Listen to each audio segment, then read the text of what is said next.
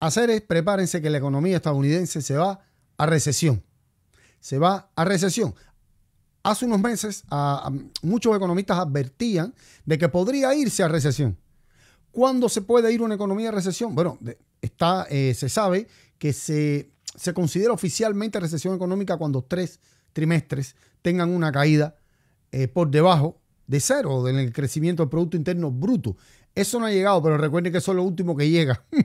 ¿Me entiendes? O lo penúltimo, lo último que llega es, comienza el desempleo dependiendo la crisis. Porque, por ejemplo, fíjate cómo voy a comparar ahora. ¿Se acuerdan la crisis de 2007-2008?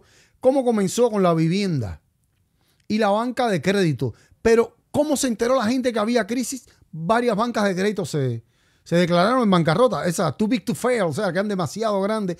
Tuvo que venir al rescate el gobierno de Bush y después Obama, porque no podían dejar caer aquello porque era demasiada plata. ¿Y qué pasó?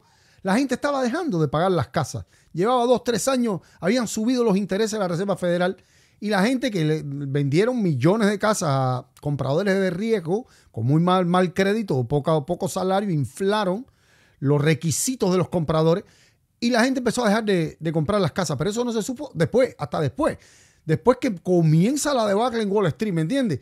Pero los indicadores estaban ahí, solo que nadie los revisó. Se sabe la película famosa, ahora se me olvida el nombre, que hubo 3 o 4 eruditos y algunos suertudos que sí se fijaron en la data de la vivienda y vieron como el mercado de la vivienda había caído cantidad. O sea, pero fue una crisis muy diferente a como será esta.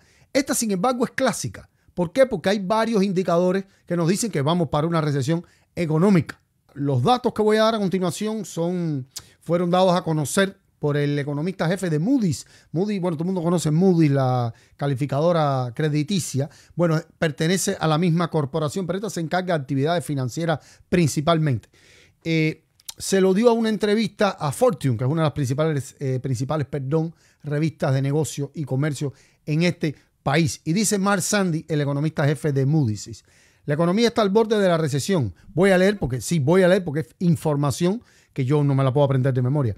La economía está al borde de la recesión. Esa es la conclusión clara de la avalancha de datos económicos de la semana pasada. Se refiere a la última semana de julio. Esta entrevista fue concedida el 4 de agosto de este mes, apenas hace una semana. Esta advertencia llega en medio de crecientes señales de que las políticas comerciales e migratorias del presidente estadounidense Donald Trump están ralentizando el crecimiento económico. Es un hecho, Trump está acabando con la economía. Al principio era una advertencia, ya se sabe, ya hay data que está saliendo que lo demuestra.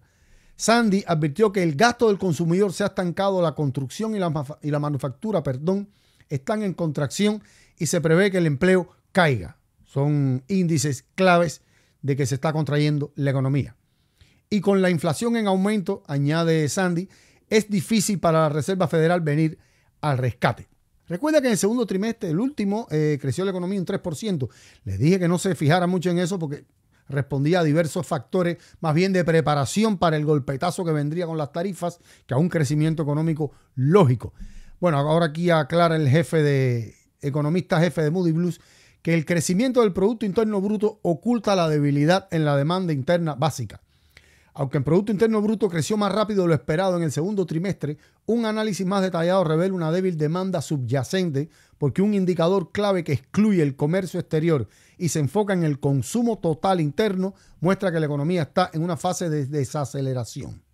Fatal, ¿eh? Fatal, ya les he dicho cuando la economía se desacelera. Mientras tanto, la tasa de inflación subyacente que excluye los precios volátiles de los alimentos y la energía, la gasolina, el petróleo, el diésel, aumentó en un 2.8%, superando el objetivo del 2% de la Reserva Federal. Esta combinación de crecimiento débil y una inflación persistente presenta un verdadero desafío para los responsables de la política económica. Recuerden que nosotros vemos la inflación, lo único que vemos es la gasolina y los alimentos, que es lo que nosotros compramos, pero los economistas ven mucho más allá. Por eso dan el reporte de la inflación para el pueblo, la inflación como tal, pero ellos analizan además la inflación subyacente, quitando la comida y quitando la gasolina, porque por ejemplo la gasolina puede engañar, porque la gasolina no ha aumentado como ha aumentado los alimentos. Ha bajado, no como dice Trump, pero ha bajado un poquito. Sin embargo, los alimentos se han disparado enormemente y la gente consume mucho más alimentos que gasolina, gasta muchísimo más en alimentos que gasolina. Por eso que es importante sacar estas cosas de la ecuación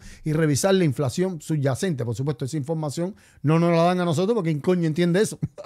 Son información para especialistas, ¿no?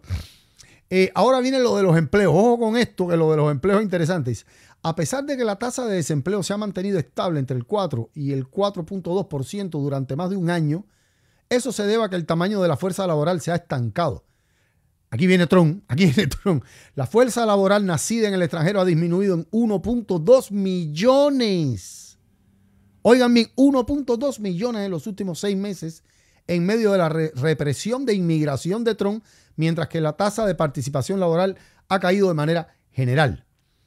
Grave lo de Trump. Se sabía que lo de Trump iba a traer problemas. Lo de caerle encima a los indocumentados y a todos. A los estudiantes extranjeros, los empleados extranjeros para pedir visa. Muchos se han ido porque tienen miedo, ¿me entiendes? Los sectores de vivienda y manufactura están en declive. Fatal está también. Fíjense cuántos índices económicos están por debajo. La actividad de construcción cayó, sobre todo en el gasto en viviendas unifamiliares, y el índice de actividad manufacturera disminuyó en julio, señalando contracción en un sector vital de la economía. Son más de 12, 13 millones de indocumentados que dejaron de trabajar. Claro que la economía se la tiene que sentir, hay que ser idiota para no creerse eso. Sandy atribuye gran parte de la desaceleración a los aranceles y las políticas de inmigración, las cuales dice que están apretando las ganancias y disminuyendo el potencial de la economía. Se observa una congelación de contrataciones que perjudica especialmente a los recién graduados que ingresan al mercado laboral. El economista explicó: no es un misterio por qué la economía está en problemas. Culpen a los aranceles crecientes de Estados Unidos y a la política de inmigración altamente restrictiva. Así que ya saben hacer, prepárense porque yo creo que ya para el invierno vamos a estar metidos en tremendo berenjenal económico por culpa del culón anaranjado. Prepárense que winter is coming.